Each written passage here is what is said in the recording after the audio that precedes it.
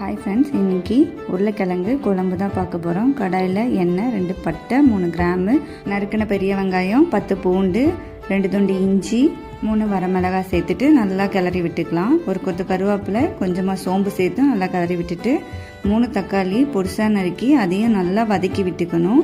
கொஞ்சமாக கசகசா சேர்த்து அதையும் வதக்கி விட்டுட்டு கடைசியாக தேங்காய் துருவல் சேர்த்து ஒரு கிளறி ஸ்டவ் ஆஃப் பண்ணி ஆற வச்சுக்கலாம். அடுத்ததாக மிக்சி ஜாரில் சேர்த்து அரைச்சி எடுத்துக்கலாம். கடாயில் கொஞ்சமாக எண்ணெய் சேர்த்து சின்ன உருளைக்கிழங்கு எடுத்து தோல் உரித்து எண்ணெயில் ஃப்ரை பண்ணி எடுத்துக்கலாம்.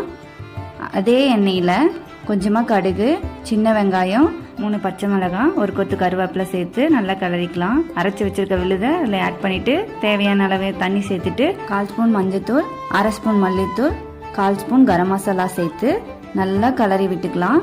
தேவையான உப்பு சேர்த்துட்டு மூடி போட்டு மூடிட்டு ஒரு கொதி வந்ததும் உருளைக்கிழங்கு அதில் ஆட் பண்ணிவிட்டு நல்லா கொதிக்க விட்டு இறக்குனா உருளைக்கிழங்கு குழம்பு ரெடி.